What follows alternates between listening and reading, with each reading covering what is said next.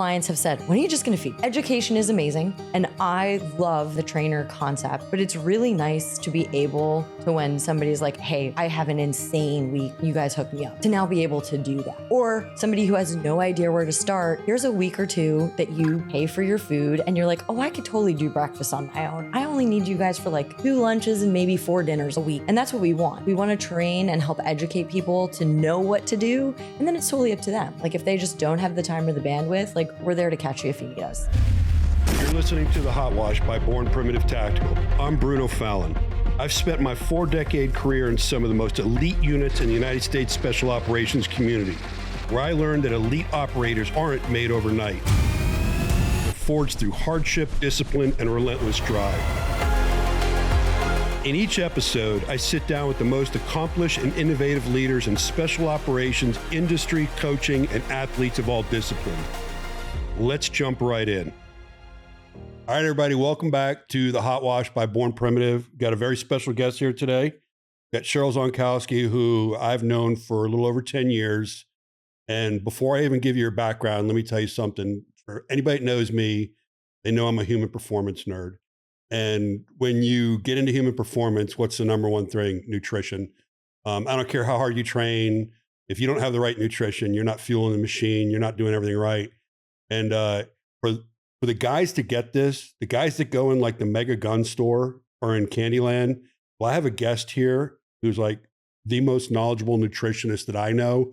So every time I sit with her, it's like me being in a gun store, Candyland. So Cheryl, welcome. Thank you. Great to be here. Yeah, great to have you.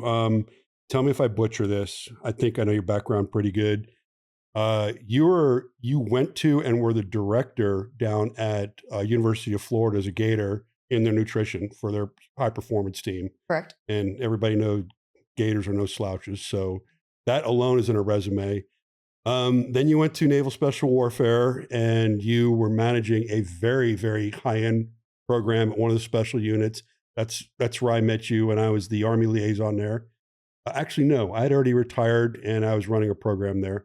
And then you moved over from there and you started the Catalyzt Kitchen, which is a local high-end nutrition meal prep kitchen. And you also service Virginia High Performance, which is a very unique program that basically rehabs broken operators, retired operators, and you get them back on nutrition. Is that pretty accurate?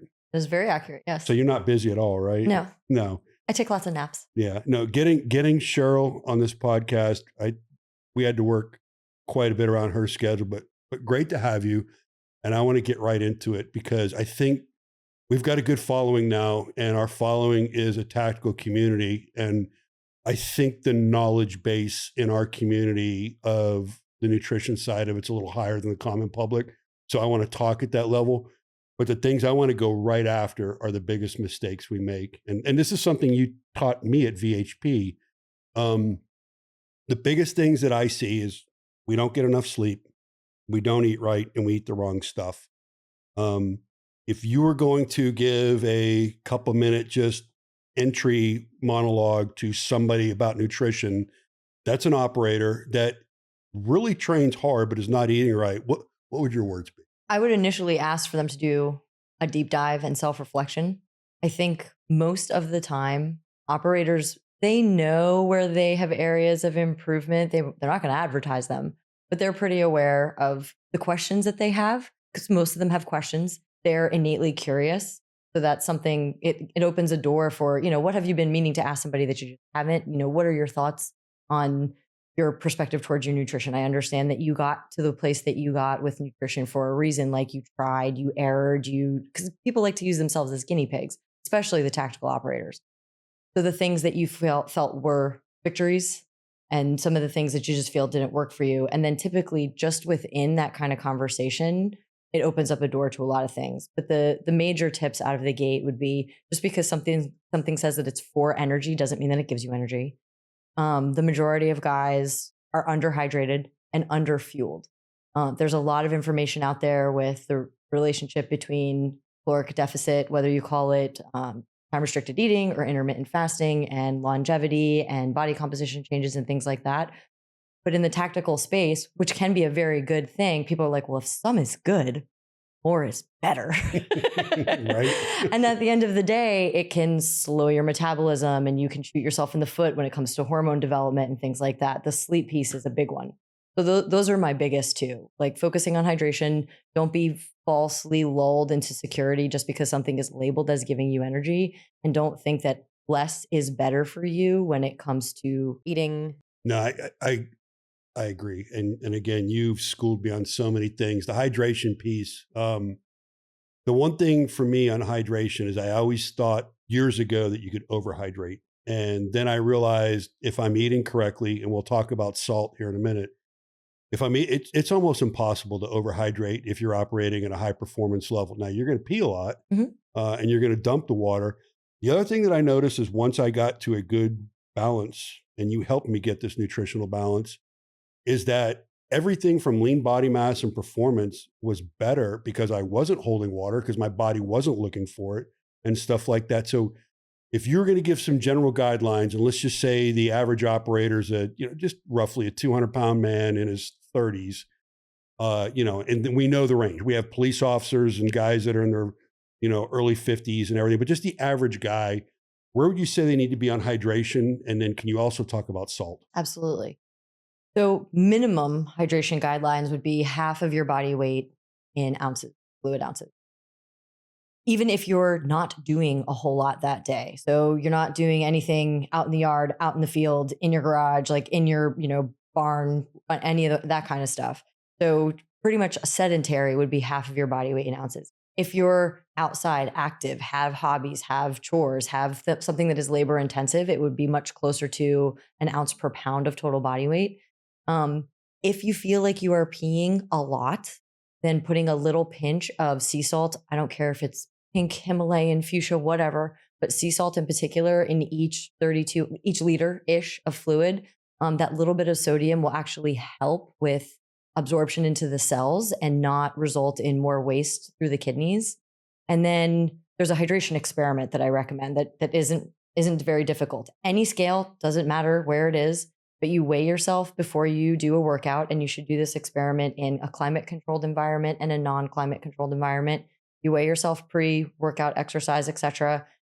You do what you do, your normal routine, come back inside, and you weigh yourself again post-exercise. Ideally, you're naked or in your birthday suit when you do this, because obviously you're going to sweat into all your gear.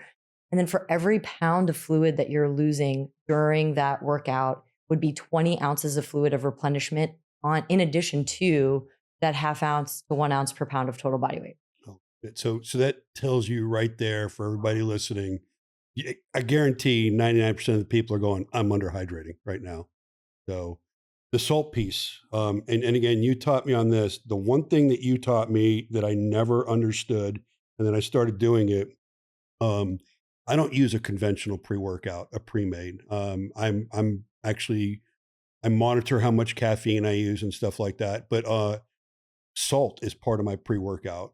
And you taught me that, and I realized I stay more hydrated during the workout, and it's amazing. I mean, it's the same concept, right? You're holding more water, or you're able to keep the water in you longer, I guess, right? A lot of people aren't aware that their cellular structure, like the actual cell membrane, is a sodium potassium. So if you're not getting enough sodium, every single one of your cells isn't maintaining its shape, its structure, and its optimal functioning while you're working out. A lot of the general public doesn't know that the top 4 hit list that I hear from most people: I'm tired, I have chronic aches and pains, I have irritability, and I have brain fog. Those are the 4 most commonly reported signs and symptoms of dehydration. So everybody wants like the fancy nutrition recommendations, which in all fairness, we'll get to, but hydration is hitting all 4 of those immediately on the head if you're underhydrating.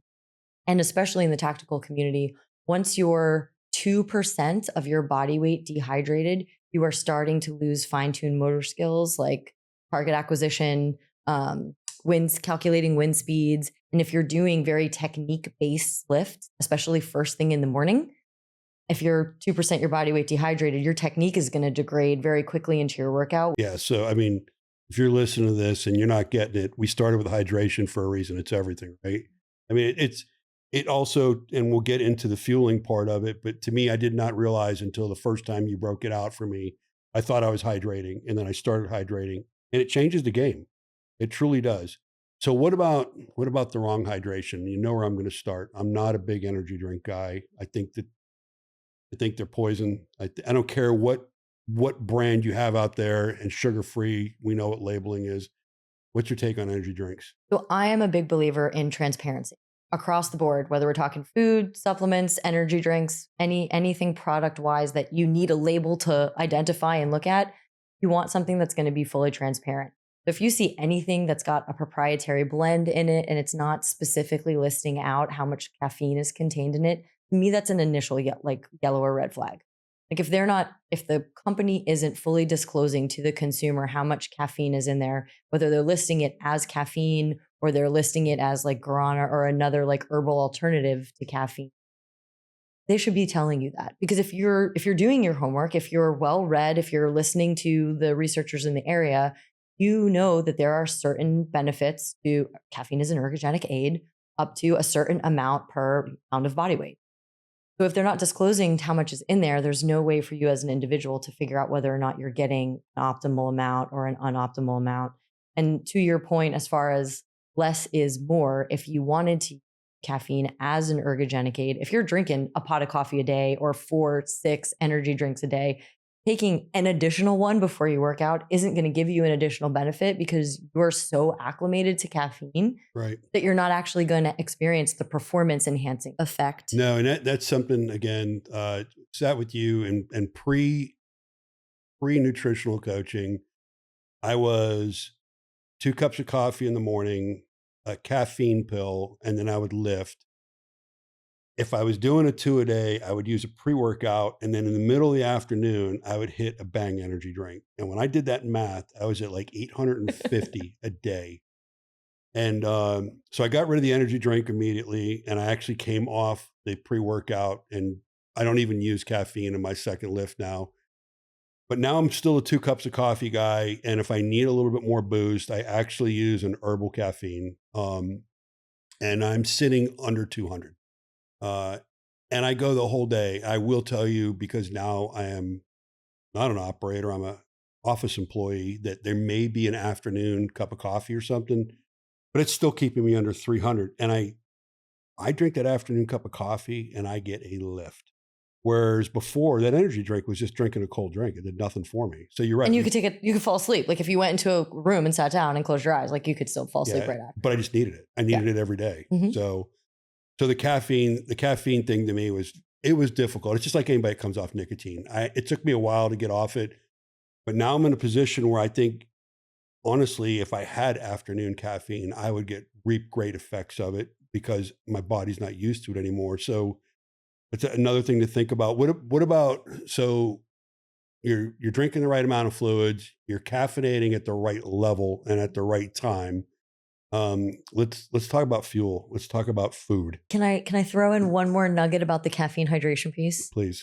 So if you consume a consistent amount of caffeine in the day, a cup or 2 in the morning, like you said, it doesn't act as a diuretic. But and this happens a lot, somebody needs to stay up and monitor a screen for whatever reason, or somebody needs to stay up and study a little extra late because they're taking classes. You know, your kids finally go to bed, you're trying to take classes, finish your degree, like all that kind of stuff. People are like, oh, I need a pick me up to stay awake. And now all of a sudden you're double the number of milligrams of caffeine later. It's when you are consuming more than you normally do that it does actually act as a diuretic. So not only are you trying to stay awake, but you're consuming a product that is leading you to urinate more and lose more fluids, which again, irritability, brain fog, chronic aches and pains. So you're dehydrating yourself. You're dehydrating yourself. Got it. So it's one of those, you have to acknowledge and be aware of your habits that, maybe, hey, if I drink another 16, 20 ounces of water and reassess, like, do I really need a cup of coffee or some more caffeine right now? Or is hydrating going to give me that pick me up that I actually need? Got it. So talking in the fuel and going to nutrition, again, learning from you and actually doing some studying. The one thing I learned, like, I think everybody's body is a little bit different. And I think your goals also change your fuel, that what you need. I have so many friends that, are on the paleo, the keto, the this, that, and the other. My body, I do a protein centric real food diet, but I've got to have carbs. Hmm. Carbs and carbs to me, they keep my brain sharp and they keep my muscles full. That's the one thing I notice is I have my most strength when I'm actually, and again, I'm talking very clean carbs and I'm talking not super high amounts. Um, can you kind of just throw the big picture net out there on people that are anti-carb and things like what it does for the body? Absolutely. So, glucose is your brain's favorite fuel source. And one of many reasons that your blood sugar is never zero is because your brain doesn't store glucose. It has to soak it up as it circulates by in your bloodstream.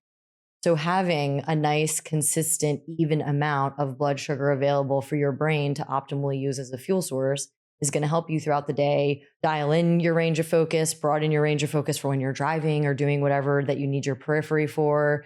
But it's also going to help mitigate fatigue. You don't want to have those spikes when you consume high amount of carbohydrates. And then if you're a healthy adult, your pancreas can overcompensate with insulin. Then your blood sugar bottoms out and then you kind of get the munchies, distracted, irritable, all of those things all over again. So one, it's crucial for optimal brain functioning unless you are either doing exogenous ketones or you're in a strict like ketogenic state in which your body is basically converting fats into glucose doppelgangers, like they're glucose structural wannabes that can cross your blood brain barrier that your brain can use in lieu of glucose. So, I mean, the irony is right there in the science. Like your body, your brain cannot function without glucose. So it makes something that is Right. chemically almost identical to it to use instead. Now, are there time and places where being in a ketogenic state can be optimal? 100%. That's, a slightly different soapbox, but the carbohydrate intake, not only from a area of focus and a sustained energy, and then if you want to get into mitigating disease and having extended longevity and independent living into longevity, a lot of the literature is understanding the relationship with having insulin sensitivity and maintaining really good glucose control. So, yes, carbohydrates 100% as you need them. So, you mentioned when you're at a desk job, you don't necessarily need as many carbohydrates as somebody who's out doing like all of the operational requirements, the training, op tempo, and all of that kind of stuff. But regardless, carbohydrates all the same for optimal functioning, especially if you are still working out and you're wanting to maintain or achieve optimal body composition. Your muscle's favorite fuel source at moderate to high intensity exercise is carbohydrate. So when you get into the later phases of training, whether it's that 45 to 60-minute mark or you're doing something moderate intensity for much longer than that, your body is definitely rolling through carbohydrates. First muscle, then blood excess, then if it needs to, and if you're not exogenously consuming them to keep your blood levels of carbohydrates high enough, it will then go into your liver stores to access as a backup. So, from an optimal performance standpoint, for muscle contraction, absolutely. Carbohydrates. Got it. So let me ask you this. If I pass the quiz, I basically use four primary carbohydrates: basmati rice, white potatoes, sweet potatoes, and then be honest with you, because I'm a morning lifter and I'm not hungry in the morning, is I do some rice cakes before I go in. Those four all pass the test. Of course, they pass the I test. love it because I was trained properly, right? Almost like you know somebody. No, so I mean, let me tell you how long I've been on this quest for human performance. You guys Google the book Eat to Win. This guy wrote this book in the 80s and used to work at the Bonaventure Spa down in Fort Lauderdale. And I actually went to a lecture by this guy because I was back then competing as a triathlete and I was on the quest to be able to fuel for heavy endurance. And he was the only guy that knew what he was talking about. And it's never stopped. But the problem I've always had and not being school trained in it is the garbage that's out there. I mean, especially on the internet and Instagram, there's so much shit that just, well, and it's people wanting you to buy their stuff. Like I'm going to go right into supplements. We'll come back to food. Um, you taught me something about supplements I didn't know. And I'll say, I mean, I'm a big advocate of Thorne supplements. But if there's a supplement company that's not third party tested, doesn't go through the pure testing, you have no fucking clue what you're getting, do you? Correct. So can you kind of talk about what you should look for on a supplement label? So in 1994, I believe, DSHEA, Dietary Supplements Health and Education Act, came into existence. It was either 94 or 96. Forgive me, having a blip right now, a short circuit. But basically, the supplement industry started to boom, and it was becoming such. I mean, then it was a couple $100,000 a year industry, which is now a multi-billion-dollar a year industry. And the federal government basically said, the money and the manpower required to regulate this is just beyond our current scope. So they passed DSHEA, which for the most part means don't get caught harming anybody, and we'll leave your stuff on the shelves. And don't claim that you can cure, treat, reverse, or prevent disease. So no medical or health claims. Other than that, it's kind of the Wild West. You can put, as long as it's generally recognized as safe, additives, colors, preservatives, dyes, and there's no necessary validity, which is the point that you're getting to. It could say whey protein isolate on the cover, and it could literally be $40 baking soda. I mean, that's an extreme example, but there's no like big brother looking out to make sure that what's in that product is fully disclosed on the label, nor what is disclosed on that label is actually contained in the product. So 10, 15 years later, somebody came up with the idea like, hey, why don't we create a kind of a middleman? So third-party testing, not proving efficacy. So it won't necessarily, the product won't guarantee, the third-party tested supplement or the third-party testing companies are not guaranteeing that what the company claims the product will do. But what they are verifying is that what's on the label within a very small margin of error is in fact contained in the product. And what's in the pill, powder, goo, chew, gel, whatever package is within a small margin of error disclosed on the label. You're getting what you pay for. You're getting what you're paying. Well, you get what you think you're paying for. Yeah, there you go. Yes. You go. And then what about also the purity testing, if you talk to that, but also you talk about what do people physically need to look for in the containers? So either on websites or on the containers, there are about 4 or 5 companies out there that are kind of the bigger names in the field. So Nationally Certified for Sport, NSF is one of them. Informed Choice is another smaller company.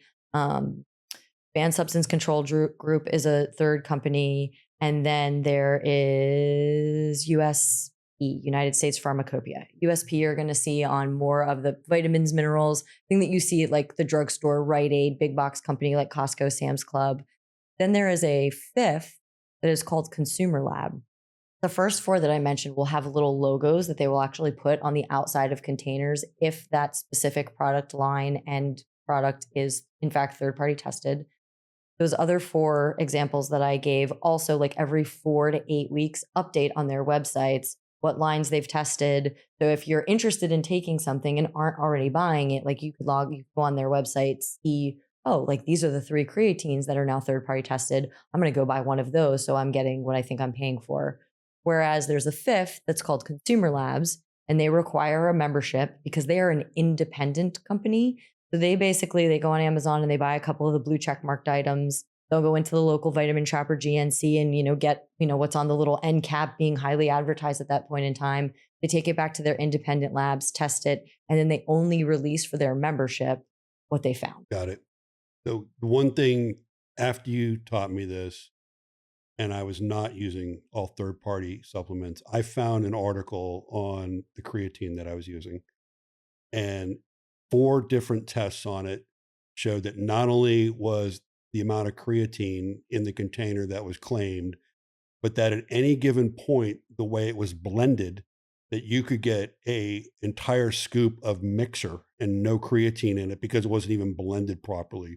So this is important, right? To have this stuff done. What about the purity testing? Like the way, isn't it how clean the lab or the facility is or something of that nature? Yes. So and this is government wide, and this applies to foods as well, but anything that is for human consumption falls under, and there are many, like this is an umbrella term, consumer good manufacturing practices. And that, again, there's hundreds of subcategories of this, but how clean is the facility? How hygienic is the facility? Are things kept where they're supposed to be kept and not being like cross-contaminated, like cleaners and food related products? So companies sometimes, in my mind, they'll advertise like, oh, see it GMP certified. And I kind of look at those and I'm like, well, I'd hope so. So you have to, unless you know these things, like companies can advertise whatever they want to advertise. And it's up to the consumer to learn, like, are they advertising something that's actually worth advertising? Or are they just like promoting something to make themselves look shinier and flashier than the product next to them on the shelf. And it's really not to your advantage. Right. No, we learned our lesson. Both Bear, our CEO and co-founder, and I are VHP graduates that sat through this with you. And we actually at Born Primitive, all our employees have a very nice discount code for Thorn. Very, very trusted supplement company that we believe in. And, there's the old saying, you get what you pay for. And Thorn might cost a little bit more than the stuff on Amazon, but guess what? What's going in your body is what you want, right? So pretty cool. So let's get back to fuel. So big thing, and I'm using me, but I am a meal prep guy. But we have so many people that are not meal prep guys, and because they don't have the knowledge to measure the macros out or the time. And you have the Catalyzt Kitchen, which provides that. Can you kind of talk about that? And folks, if you're in, the Virginia Beach 757 area, I'm telling you, Alaskan Road, go by this place. Nice big storefront, clean kitchen. Food is delicious. So anyhow. Well, thank you for that. So when I first looked at that Alaskan Road space, it didn't have walls. It used to be a giant company that sold carpets and rugs. So I sat down with an architect, and the entire kitchen is an open concept kitchen. So the minute that something comes out of the freezer or the refrigerator, you can watch it. If you wanted to just sit there and hang out with us, you can watch it from the minute it's prepped, the minute it's cooked, the minute it's cooled, the minute that we hand it to you. So there's no, the movie waiting. There's no, right. there's no nothing happening behind the curtain. So one, the kitchen was designed that way intentionally. But yes, I have found I've been doing this a little over 20 years now. And forever, clients have said, when are you just going to feed me? When are you just going to feed me? Because education is amazing. And I love the train the trainer concept, but it's really nice to be able to, when somebody's like, hey, I have an insane week, you guys hook me up, to now be able to do that. Right. Or somebody who has no idea where to start, here's a week or two that you pay for your food and you're like, oh, I could totally do breakfast on my own. I only need you guys for 2 lunches and maybe 4 dinners a week. And that's what we want. We want to train and help educate people to know what to do. And then it's totally up to them. If they just don't have the time or the bandwidth, we're there to catch you if you need us. So we do a couple of things differently than a lot of other places. One, we do require a membership. It's a one-time membership fee. And basically what it is you would sit down with either myself, or I have a new performance dietitian assistant who's been on board for 2 months now, and he's fabulous. He also has a year or 2 of collegiate experience prior to coming to Virginia Beach. And we do an entire independent consult with you, take on board basically, we spend an hour to an hour and a half nerding out on all things that are you, whether it's your history, your supplements and medications, your injury history, any surgical histories. If you have blood work, we want to see it. If you have body comps, we want to see them. We will happily share and educate nutrition information during that time. But basically, it's a concept of the matrix. So we're the super food nerds, and you're the expert on you because you've been living in your body since day one. So we're not going to pretend that we know everything about you, and we're not going to pretend that you're as nerdy as we are about food. So it's one of those our powers combined. We take everything that we gather during that meeting and we put it into a personalized app that we design, all of the calories, all of the macros, all of the reminders and notifications for. They're customized to the individual, so that when you order meals from us, we populate them in there for you, and you can see, oh, this meal provides this many calories. This meal provides this many macros. And some clients love that. They want all of the nerdy stuff. Other clients, that's stressful to them. So we can also turn off the exact numbers on the apps, and you can just see percentages of circles filled in. Because sometimes people the circle's not exact, it gives me anxiety. So the system complements whichever personality type that you are and you have. And if you don't order the meals from us, it works like most other apps. You can scan something and it'll auto-populate. So when you want to do things on your own, you can still use your customized profile and move forward. So let me vouch for Catalyzt, because Catalyzt does the meals for Virginia High Performance. And both Bear and I had the same experience. And this is rare if you don't get this. So using a DEXA scan, which if you're not familiar with a DEXA, it is the ultimate baseline to understand your actual physical structure. It gives you muscle mass, it gives you fat mass, lean mass, it gives you everything you want to know. And it's not through electronic impedance. You know, you're actually getting scanned, so it's accurate. I mean, it was designed for bone density initially, right?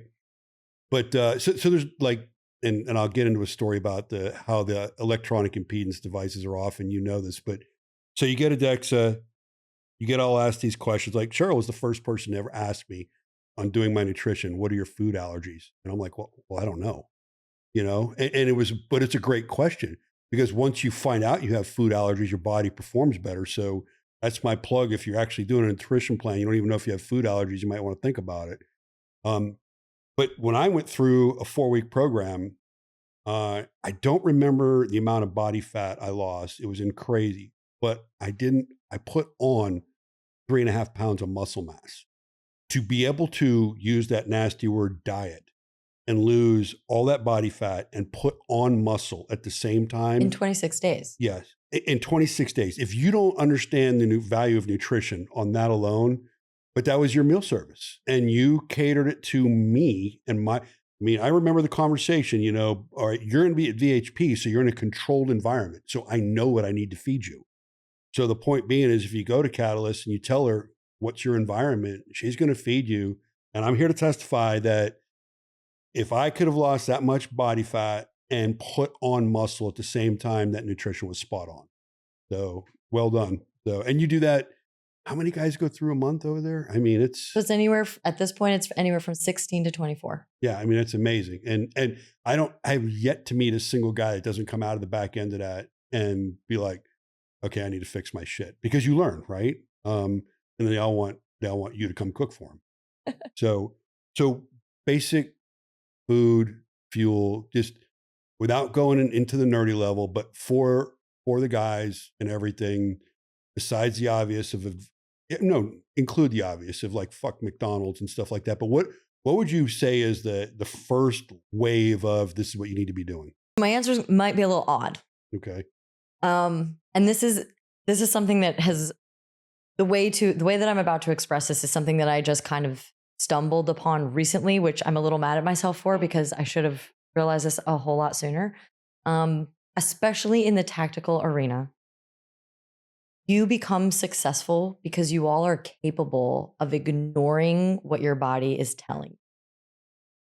You can ignore hunger, you can ignore pain, you can ignore fatigue, like you can ignore all of the things and you keep putting one foot in front of the other, which is how you become successful. You get to those, the highest level in your career, the ultimate version of what you want to do to be successful is by denying what a lot of people cannot and will not. And there's no such thing as having arrived. That's the other one of the beautiful characteristics is that you're always striving for better. You always want to be the best version of yourselves and provide for your teammates and your brothers and everyone, sisters and everyone around you and your family, especially. When it comes to nutrition, people unintentionally carry that with them. They're like, I don't need to eat breakfast this morning. Like, it's more important that I do this, this, this, and that. I've never had an afternoon snack. Why would I eat an afternoon snack? So honestly, my first piece of advice would be start to pay attention to the cues that your body is telling you. You don't even have to listen right away. But if you've never eaten breakfast and some mornings you're hungry at 10:30 or 11 a.m., one, acknowledge it. Probably put it in a notebook somewhere because you're going to look back and be like, oh, my body's never been hungry in the morning. So like and I've experienced that with guys. They're like, it's never. And I'm like, do me a favor, keep a really rough journal because I'm not you. I don't know what your body's telling you. And then if you have the ability, like if you're at home, grab a snack, actually follow those cues and then see how your body responds in kind. Like you made a couple of really great observations with caffeine already and hydration already. So the same thing is true with food. It's not a deny thyself, become more successful antidote forever. And I know that there's no such thing as, well, you've arrived. But I like to tell guys, as you level up and you achieve that new level, probably need to reassess what your fueling needs actually are. And then for as long as you can, listen to them, follow them, because then whenever you need to do something like a SEER or a school or a level of denial, you go back in, you execute it. And then again, nutrition reassess, proceed until the next time that deniability becomes a metric for success. Don't live in that state of denial of thyself, of fueling, because you end up not being the best version of yourself. No, it's a great point. One of the things I was not fueling properly, and Bear and I just talked about this. So again, a morning lifter and a morning trainer, and I train hard. I was always going in fasted, and I started having my carbs and a few things in the morning, and now my morning is so crazy regimented, and a lot of it's from you. But I go in and I am optimum. I am absolutely as strong. My strongest moment is that morning lift because my circadian rhythm, my nutrition, my fuel, and I go in there and I freaking kill it. And I don't come out of the back end of it like tired. And it's all fuel. So no, I mean, like, let me tell you where I'm still at. I wake up in the morning, first thing, and I basically have a pink Himalayan salt, half a lemon in some warm water, and I shoot that down. And then I go to a cup of coffee. It's got collagen protein in it, MCT oil in it. And I drink that. And of course, because I work for BP, I have to do some Instagram shit and stuff like that. And right about the time I feel the caffeine and everything settled in, I drive to the gym. And before I start that drive, for me, I'm eating 3 rice cakes and a banana. And I get in that freaking gym and I am a beast. And that's my morning. So I'm a weirdo. I train 7 days a week, but my 7th day is an active rest day. But I stay on the nutritional cycle. And I wake up and I'm ready to go. And it's amazing what that fueling process has done. And you know, the technical side of everything I mentioned, you know, there's a lot to that. You know, the lemon balances my pH and blah, blah, blah, blah, blah, but all from you. And am I doing anything wrong with that pre-fuel? Did anything you would tweak? It works. It sounds great. I mean, if you're, depending on the type of collagen you're getting some protein amino acid building blocks, unless it's a hydrolysate. You're getting the fats from the MCT, getting carbohydrates from the rice cakes and the banana. And then I'm sure you do protein after. I do. With carbohydrates for recovery. I do. I literally, it depends typically because I live close to the gym. I come home and it's the same breakfast every day, which is funny. So I come home, I do 9 eggs. It is 6 whites, 3 wholes. And I'm not against the yolks. I don't have a cholesterol issue or anything like that. For me, it's calories and I know what the vitamins are. So I'm doing a 6 and 3. And depending on if I'm going to train again that day, or if it's a one day, I'll either be a whole grapefruit or I'll take some of the seedless, flourless bread and use some, and just have some of that and go, because I want a little more carbs for the day. But no, it's been working. And I don't even get hungry. Now you know me, I'm the formula day guy because I just got to keep eating. Yeah. But when I eat the next time, when my body tells me I'm hungry, I don't have a time. Awesome. So when I start to get hungry, I eat. I just bring my food. So I think I'm still passing, right?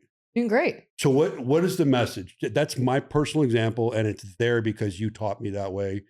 So for people that are listening, I mean, what can they take away from what I said? Because you notice I never mentioned I went out for lunch. I went through the drive-through.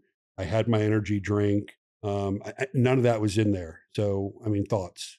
Always, I'm going to tell people shopping the perimeter of the grocery store, a one ingredient item that doesn't require a label because you pick it up and you're like, this is a crown of broccoli. This is a breast of chicken. Like, the closer that you can stay to that, especially if it's like 70 to 80% of the time, if you can do it more often, that's even better. But life happens. You know what I mean? Like, it's whatever, 8:30 at night and you're driving home and there's nothing in your refrigerator, like that kind of stuff. Again, you could have ordered from Catalyzt and we have a dinner waiting for you. Right. But like those moments happen. Date nights happen, cheat and treat meals, like all those things aside.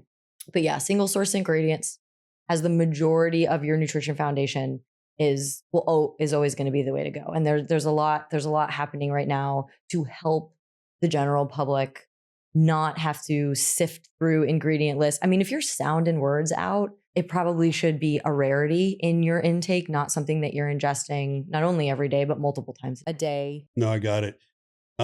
So on proteins, another rule you taught me, because something I was making a mistake on, I was too focused on the amount of grams of protein I was getting versus the source. I was not eating enough real food and doing too many protein shakes. And on top of that, I was using the pre-made protein shakes versus a powder that was not all the stuff in it for storage and everything.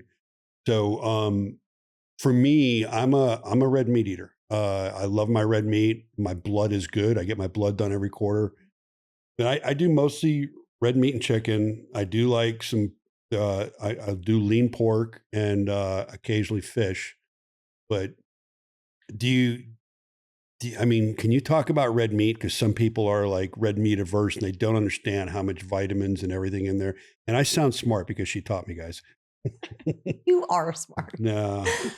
I want to address two things. One, before I get to the underlying like cholesterol piece, is the overall mentality, especially towards performance oriented individuals. So protein is a vital macronutrient.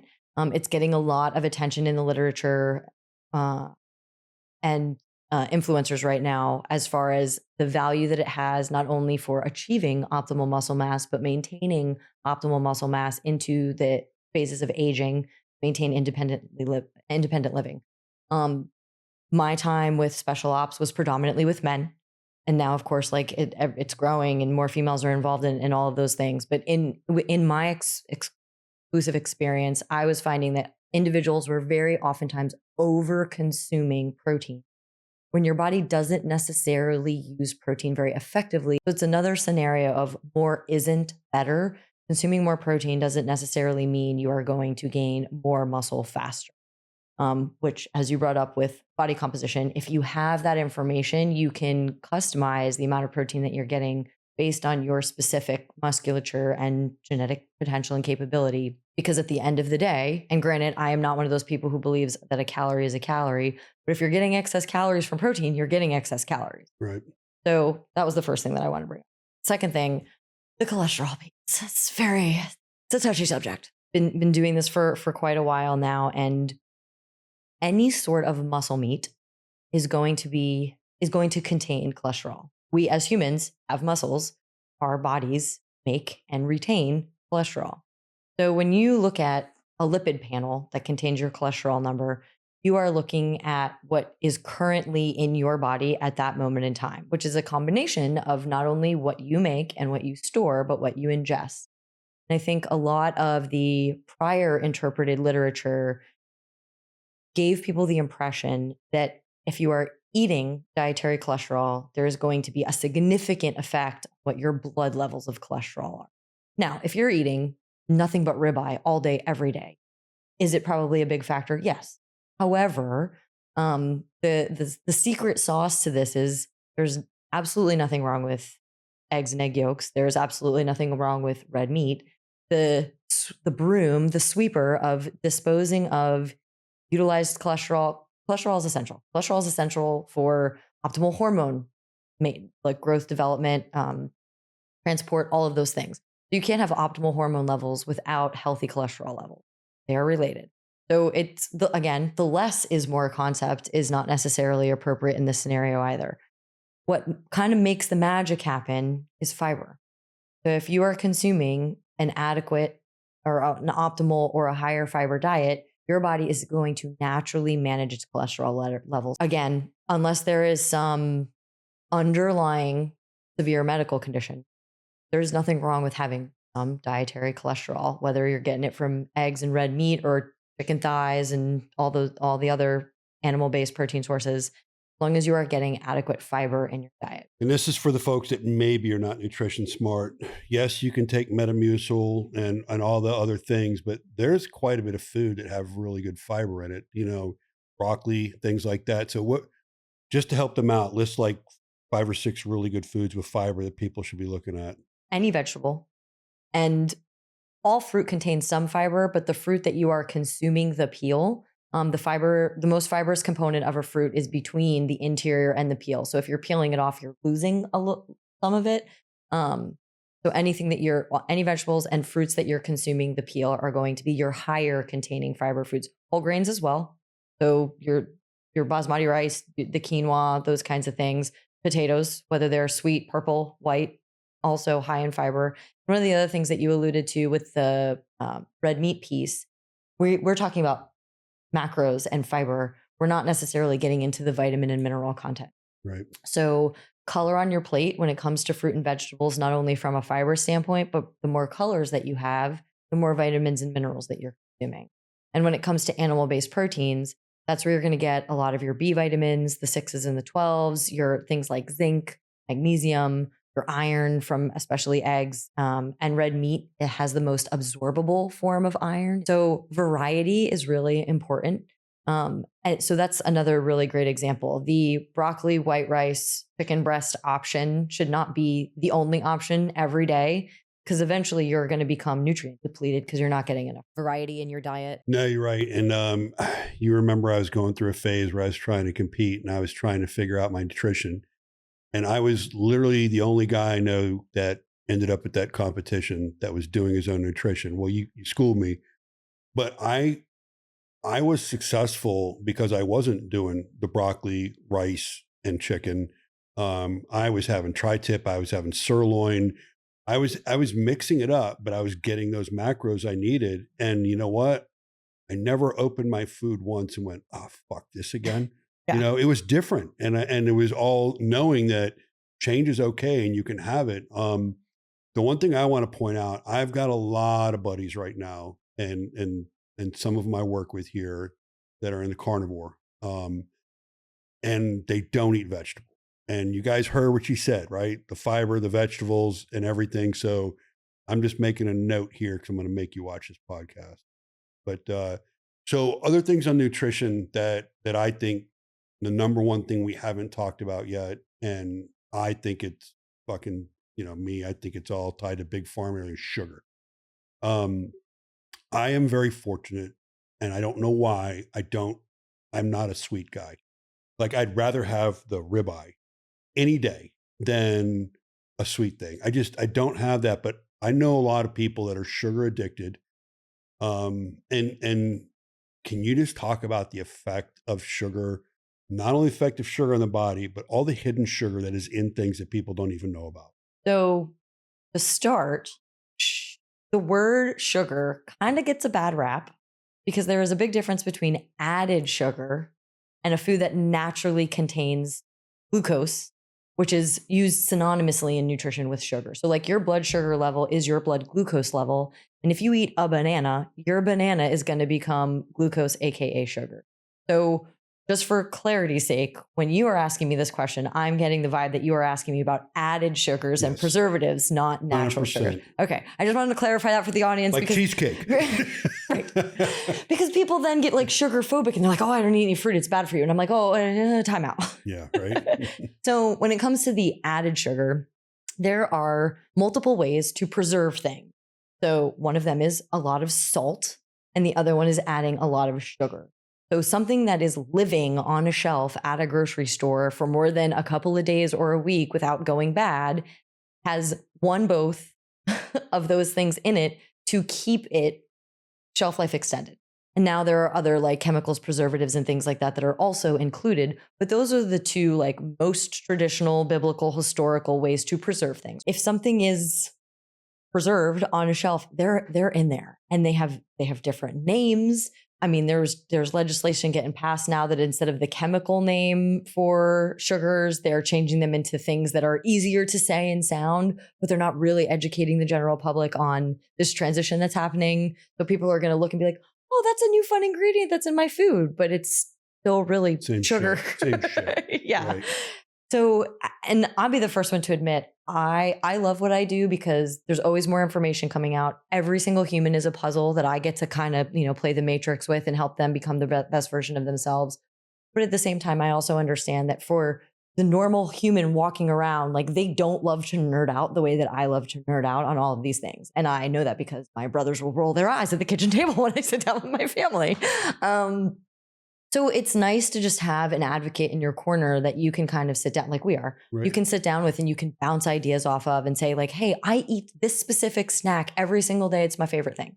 And we can have a conversation about whether that snack like makes the cut or like, "Hey, here's 2 or 3 substitutions.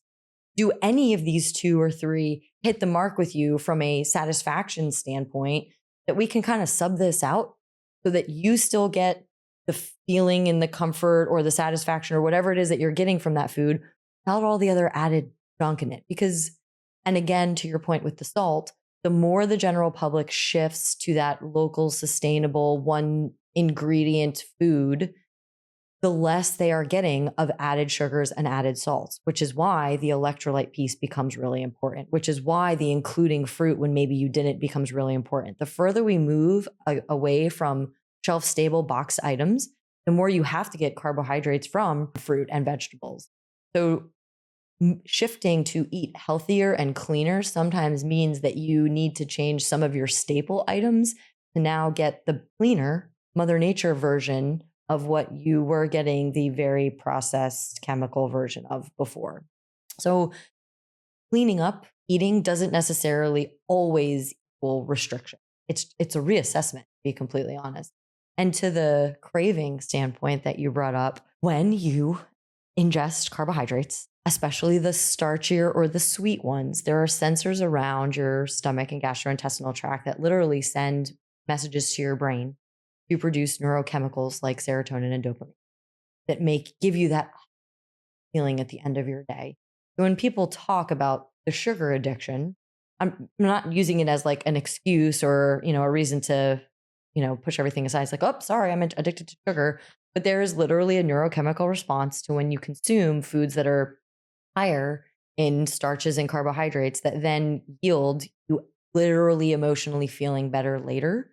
And to the aging piece, as we age, men and women, our taste buds become less and less sensitive and astute.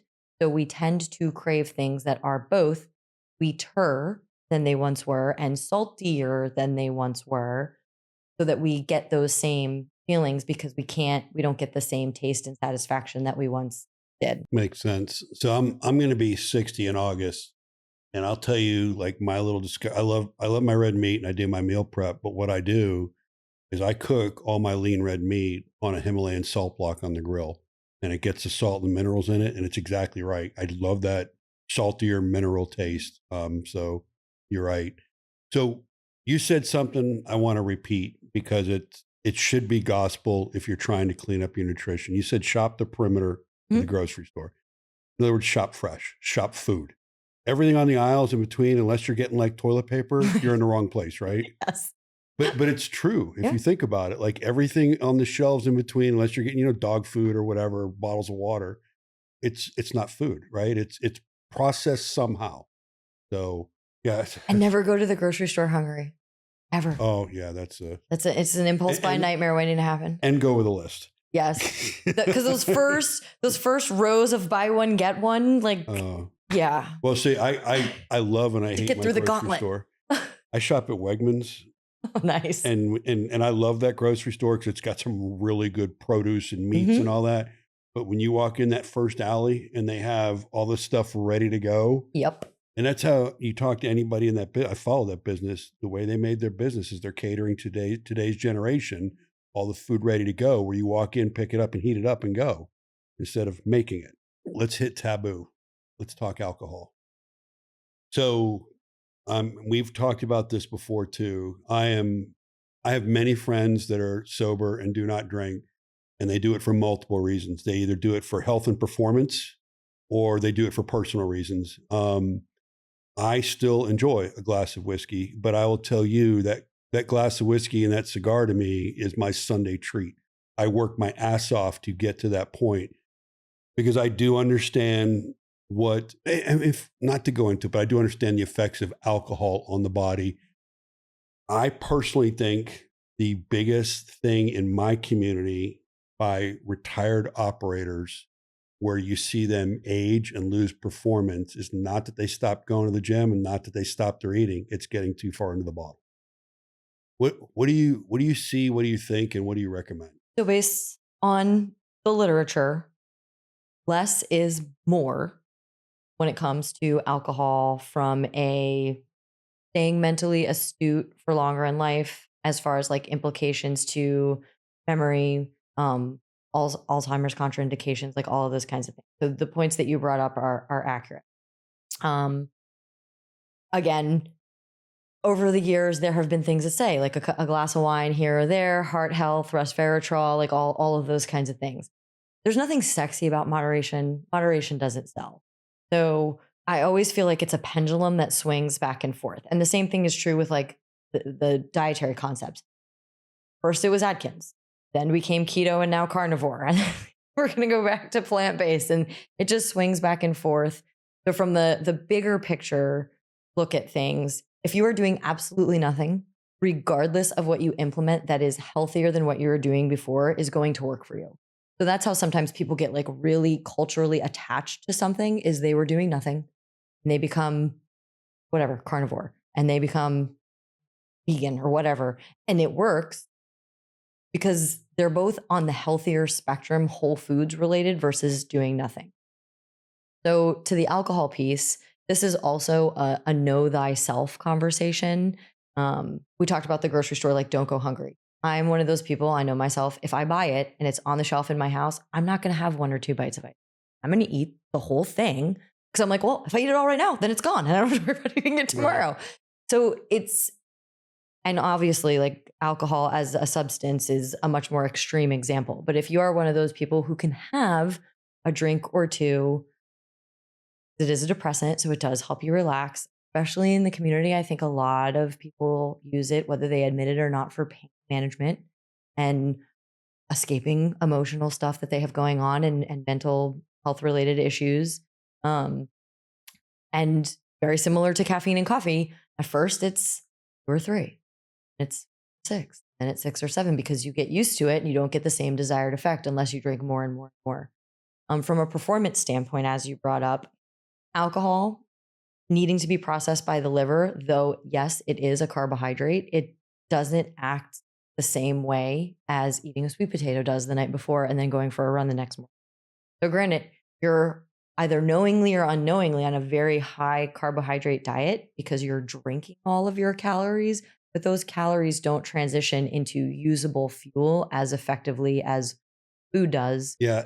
And again, for me, I'm exactly that. The guy that it totally, you find your chi, whatever. I mean, I do like a nice big glass of whiskey and a cigar, and it's a reward to me, and it just takes the edge off, and I sit down. But then the week starts, it goes away, and I freaking grind, and I earn it again. I think for my peers, the biggest thing is that you got to, if you can get into that mentality where you work to earn it and you just don't have it every night, maybe it'll help the health out a little bit. You did say something though too. There's definitely, like in my opinion, every service member that has served in combat has some form, whether they will ever admit it or not, of PTSD because of the exposure, especially if, there's just things you're environmentally exposed to. And then of course, if you have the catastrophic stuff where you lose teammates and stuff like that. But I think our community specifically uses it as an escape. And I can tell you, I've been there, and you go there, and that's why I have so many friends that are sober now, because they just went so far. And they are performing optimally. I did meet a guy at D-Day that was 103 years old that has a glass of whiskey every night. So, I guess for some people it works, right? And genetics are a factor. Genetics are for sure a factor. One of the things that you talked about with regard to exposures, and this is true in most tactical environments, fire, etc., you have a tremendous number of exposures. And the human body does everything that it can to stay healthy, to stay in a state of homeostasis. So oftentimes, if your liver and kidneys are busy, overloaded with, whether it's plastics or burn pit inhalants or things that are, heavy metals on skin from like all the ranges and, all the breaching and all of that kind of stuff, your body will start to store things and lay calcium over bone and hide heavy metals and things like that for later. Because it's like, I don't want to be poisoned right now. I'm going to preserve this stuff and put it away, and I'll come back to it at another point in time. And then as we age, bones start to turn over and bone loss is greater than bone growth. And those things then recirculate in your system. So Alcohol similarly requires a detoxification step. So the more that you are onboarding, the total overload to your body is just being added to and added to, added to. So there's another factor there from an exposure standpoint. One of the hormonal side of it, one of the foundations that we work closely with here at Born Primitive is Warrior Health. And what I love is that they use the same philosophy you're doing, and they apply it to hormone therapy treatment. And they specifically take former special operators that have massive hormonal imbalance, mostly of it attributed to operator syndrome. And they are providing them with the VA and no medical care will, which is hormone balance and the nutrition to support it. Like I never realized you had brought it up. And then once I started looking at my hormone imbalance through my blood and everything, I did not realize how short I was on both magnesium and vitamin D. Can you talk a little bit about those two? Because those two seem huge for guys in our business. Absolutely. So vitamin D is a pro-hormone. It got labeled a vitamin. I don't know. I don't know what that guy decided that day, but it is technically a pro-hormone. And oftentimes, especially depending on where you deploy, you're in hot environments. And people are like, what do you mean I have vitamin D deficiency? I see the sun all the time. Both training with regard to op tempo and in deployment status, etc. When training is happening, you're in full length clothes, gloves, glasses, helmet. You don't have an optimal amount of skin and exposure time to the sun when the sun is at its highest point during the day to maximize absorption. And then what I don't have the singular answer on this. So whether or not the skin and internal conversion gets less efficient over time, so that when you are retired and out and now exposed to the sun again in a normal amount, it's just not getting activated the way that it once was. But I mean, estimating a percentage, I would probably say 60 to 65% of the military members that I've met with are either vitamin D deficient or. So if you genetically have the likelihood of falling into those lower levels, then supplementing is probably going to become a continuous routine for you. And the amount that you supplement may be able to vary. Like you may have to take a little bit more in the winter and a little bit less in the summer and if you are out and exposed to the sun. It depends on where you live. Like the angle of the sun and duration of exposure in Maine is not the same as angle of the sun and duration of exposure in, Georgia and Florida. So all of those things need to be considered. And vitamin D isn't innately very high in any foods, which is why it's fortified in products like milk and things like that. Magnesium is a big one, essential for over 300 natural processes in the human body. And we can have circulating magnesium and our red blood cells may not be using it optimally. So you can have, when you get a magnesium test, you can have serum magnesium and then you can have RBC, red blood cell, what your red blood cells are actually using. So taking a good look at the amount of magnesium that one, you're ingesting, two, your levels when you have your blood work done, and then supplementing it as long as you don't have a condition where magnesium levels are really high or they're contraindicated for any reason because of some medication that you might be on, then a magnesium supplement might be a good idea. Again, third-party testing, disclaimer stated earlier. No, I'm on magnesium and a vitamin D supplement just for that. And talking about supplementing, and Cheryl, please chime in. If you're taking supplements because somebody told you should, and if you're taking supplements because you read an article, you need to be looking at your blood. I mean, your blood tells the tale. Everybody's different. Everybody's got a different machine. And it's really crazy how I supplement different than other guys that I know. Mine's based on my blood. Mine's not based on folklore. So, I mean, can you talk about blood work and how often? We at Catalyzt love when clients have something. I mean, it could just be your yearly annual physical, whatever it was that your doctor drew, like which is typically a CBC, so a complete blood count, which is going to tell us about your red blood cell health, your white blood cell health, which then ties into immunity and ties into iron and iron health and your body's ability to carry oxygen. And then a metabolic panel is also pretty typical. So that's going to talk to us. That's going to tell us about your glucose, sodium, potassium, some other electrolytes, minerals, kidney function, and then lipids. So the cholesterol piece are what most doctors draw during a yearly PHA. So that right there in and of itself is a really good start. And I agree with you. It is not one size fits all. I would say probably every single client that I have, they're like, well, I read this and I was told this and I follow this podcast and I read this blog and such's protocol says this. I'm like, you ever had anybody talk to you about your blood work? And they're like, no, but I got a binder full of labs. And I'm like, how about we bring those in and Right. take a look at those.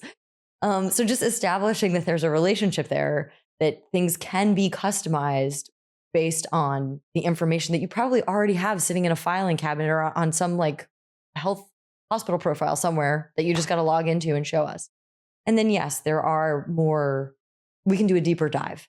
So we can look at things like vitamin D as a specific test. We can look at things like zinc. We can look at obviously lead, look at hormones. We can look at hormone precursors. You mentioned the Warrior Health Foundation. They very oftentimes will recommend something that's called DIM. And that is very frequently found in in cruciferous vegetables. So your broccolis, your cabbage, your Brussels, your cauliflower. So again, that vegetable piece, I'm a pusher of the vegetables. So with supplements, the OG definition, supplement is something made to supplement the diet. Your food. Right. It's not to replace it. It's to add to what you're missing. Yes. And so if you're eating properly and you get your blood and you're not performing the way you should be and your blood tells you that and you've had your food allergy tests also, because that will trigger shit, then you go to supplements. And now if you're an elite athlete, like for example, I think probably the most tried and tested supplement out there is creatine. I mean, it works. There's Absolutely. no arguing it works. It works in men. It works in women. And even as a red meat eater, I mean, I eat red meat every freaking day. I still supplement with creatine. It's an amazing supplement, right? I mean, and it's kind of funny not to go down the rabbit hole, but I remember when all the forced immunizations were coming out for COVID, I had my personal doctor tell me to my face that the COVID vaccine was more tested than testosterone because I use testosterone exogenously. And I looked at him, I'm like, testosterone's been tested for 40 years. This COVID shit's been around for 3 months. And I fired the guy and I went and got a new doctor. Not to get into the whole testosterone piece, but it's a huge thing on your blood. If you're men and women, if your testosterone is low, it is your hormone imbalance, your energy levels, your sexual drive, your strength, it's all garbage, right? And that's all showed in the blood. Where else do you find it? So the blood piece is huge. And one of the things that I want to point out about that I do a series of briefs. So from an educational standpoint, one is the anti-inflammatory brief, which talks about calories, macros, and optimizing longevity. The second one is biomarkers. So understanding what your blood work means and why it's valuable. And then there's one on supplements. The one on biomarkers is in particular, I like to use to elucidate to the clients what the ranges are for these things. Some metrics have a very narrow range, so it's pretty easy to tell where you have hung out historically and if there is a change and whether or not you are symptomatic for what you're experiencing in that change. Oftentimes, well, not oftentimes, the range for serum testosterone is very large. And with women and estrogen, the range for estrogen and estradiol very large, depending on where you are in your cycle and all those kinds of things. So there's a couple of things that are really important when it comes to one, going for your blood. Try to repeat the same condition.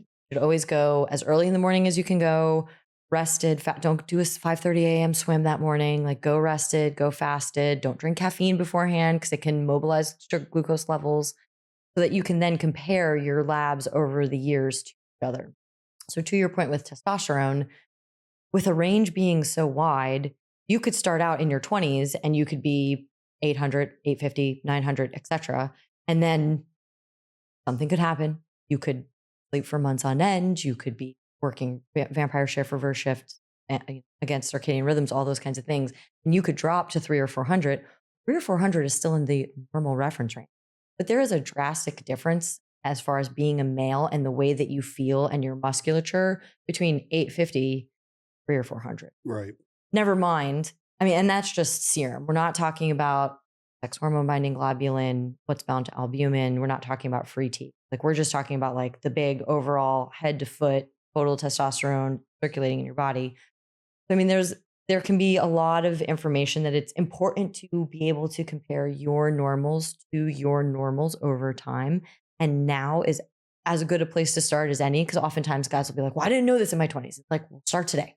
Start today. Get a baseline. Yeah, get a baseline. So to that point, depending on how your results come back, some metrics, it's a good idea to do an intervention. So whether that is supplemental and or dietary and exercise, and then revisit typically 8 to 12 weeks later, depending on what the metric is, if you consistently implement the intervention. And then if things come back and they are within the normal range, and this is your first like benchmark full panel blood draw, if everything is normal, you go back every 18 months to do it. Gotcha. Just to keep an eye on. Now, I'll say one thing about testosterone.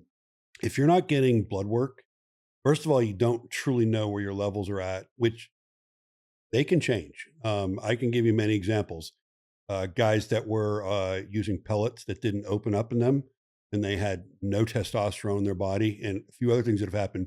But the more important thing, especially as an older male, if you're on testosterone and you're not looking at like your hemoglobin and your red blood cells, because testosterone can produce more, your blood could be so thick that you're pumping syrup. And now you're driving yourself towards a major heart issue and you don't even know it. So if you're the more is better guy and I'm going to do more testosterone than I need to be at that perfect balanced level, you could have RBCs and hemoglobin that are so high that you're a fucking walking time bomb. So, I mean, I'm huge on blood work. Like I literally have, and again, I told you I was a human performance nerd. I have my latest DEXA and my latest blood work. And when I get the next one, I go back 2. I'm like, where am I? You know, what am I doing? What do I need to fix and all that? And the first way I attack it is sleep and nutrition. It's not in the gym. It's those 2 things. Which is awesome. And going back 2 or even 3, you're looking at the trend. You're not just looking at this one and last one. Because you're going to see historically, everybody's going to ebb and flow a little bit. The other piece to that is from the more is not better. I know a lot of, and I'm going to say guys that are doing some sort of HRT, they're like, well, I don't care that my hemoglobin and hematocrit are high. I go do bloodletting like every 2 or 3 months. It's like, well, you are treating the symptom by bloodletting. But if that level of testosterone is too high for you, we are seeing the symptomatic responses in red blood cells. What aren't we testing that could also be affected by the fact that you are probably taking too much for you as a human? Like if there's one metric that is elevated, there's probably some others that we maybe didn't draw that there's something going on with. Yeah. And the other piece too, especially with T, again, I'm 59. And when you're running with a bunch of 30-year-olds all the time and they're talking about their T levels, my T level doesn't need to be at their T level. Mine needs to be at my performance level for my age. And it took me, it honestly took me a lot of blood work and almost 1.5 years to get my T right in my chi. And even when I thought I was at that perfect spot, I just started realizing I wasn't sleeping right and my T was too high. And when I brought my T back a little bit more, all of a sudden I started getting the rest. Now I suffer from the overactive mind. That's a different story. But what other things, we're talking exogenous now. So for me, I do testosterone. I do injectable B12. I'm a huge believer in it. I don't think there's anything else I'm currently on. But is there any other thing you would recommend for people to look into? Because it's so easy right now to go to hormone therapy treatment clinics and get right. And the one thing I'll say is ladies, especially ladies that are, you know, in your 50s and above, holy shit, get your T tested. Every woman I know that's over 50s that an athlete that trains, that's got their T tested, is they immediately are getting on putting on progesterone and testosterone because their body is so imbalanced. So to the lady piece, obviously there are a tremendous number of changes that occur perimenopause, menopause, and post. Sleep suffers a lot when it comes to temperature dysregulation due to hormone dysregulation. And if, again, you spoke to the sleeping piece a little bit earlier, like if you're not sleeping, your body cannot optimize its hormone production or regulate the ratios of either. So post menopause, taking a look under the hood, if you will, and getting an idea of how your body came out of it and getting your body into a new normal for you as an elite level athlete is very, very important.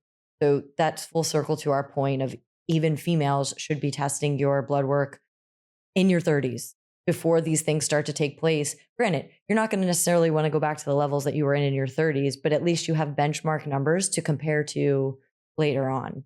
You brought up the B12 piece, so thank you for that one. B12, not very well orally absorbed. Even if it's a sublingual spray, the absorption rates are terrible. Like there's a reason that multivitamins will put 50,000 times the recommended dietary allowance of B12 in them. It's because they know that you're hardly absorbing any of it at all. So injections, if B12 is an issue and it is involved in energy production, if you have a healthcare provider that will do it, they are definitely the way to go from a utilization standpoint.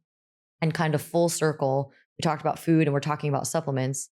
Anything that you are taking from a supplemental standpoint, especially when it's compiled with other supplements in one package, your gastrointestinal tract initially looks at that and it's like, that's not quite as Mother Nature intended. So the bioavailability, the actual absorption of something that is human made is not going to be as high as something that eating, vitamin C, you eat a clementine, you're going to absorb all of it. Yeah. And the B12, just in case anybody's going to track it down, there's one out there called BioBoost. And I know the guys in Warrior Health are all familiar with it, but it's made Hallandale Pharmacy down in South Florida. And the reason I recommend it is the science on it. It's not just B12. It's also got some amino acids that activate the B12. So they've done the homework and they've done it right. And I've been around so long that I remember when butter was bad and margarine was good.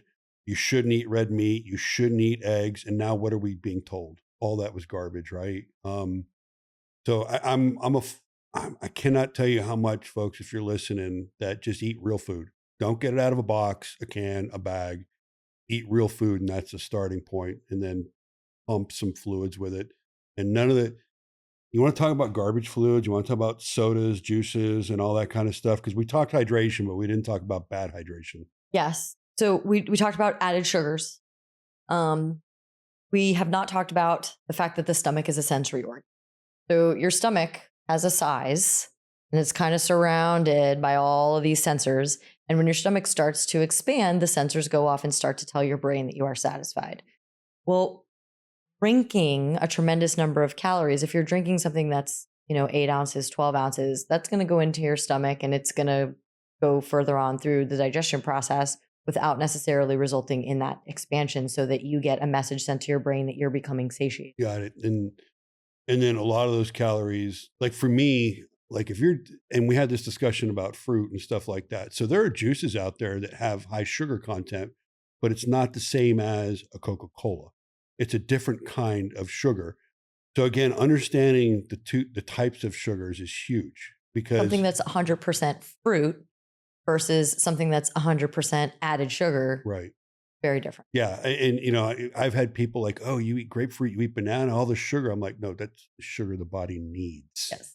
Like somebody said this to me once. I love the perimeter of the grocery store. The other one was, if it wasn't a food 50 years ago, you probably don't need to be eating it. Which, think about it, right? I mean, our natural food sources and all that kind of stuff. If you're going to tell the average typical operator, after listening to this podcast, if you're going to give them some, look, here's the top 3 things to start on right now, and it doesn't involve your training and it doesn't involve your rest, it involves nutrition. What would be like your top 3, like, let's attack this first and then go from there? Hydration. Are you eating enough? And are you eating enough of the right things? Agreed. Are you eating enough is a huge one. That is something I learned for me. What do you think about this? I know people, the evening eating thing. Tony, who is our president here, and I think it's because it upsets him and he can't sleep, he won't eat past 6 p.m. at night. I'm one of those ones that I can eat, as long as it's not something crazy spicy or whatever. I can eat it up right till I go to bed. Yeah, I'm a avid believer in keeping the fire burning. I can feel it on my thermogenic process. I know when I eat and I keep going, and that's how I keep my size and strength at this age. It's nutrition. You got to put the kindling in and keep that blue flame glowing. You know what I mean? That's right. People are like, well, I want to lose weight, so I'm going to eat less. And I'm like, there is a point of diminished returns here.